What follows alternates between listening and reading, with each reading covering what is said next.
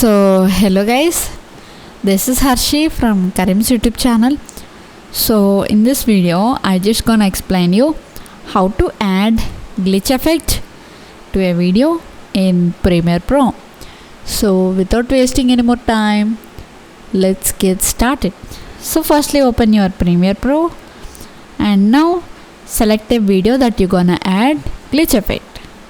Now what you're gonna do is just go to effects and search for glitch.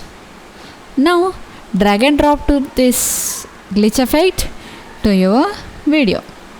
Now what you're gonna do is go to this effect controls and edit your glitch effect as you want.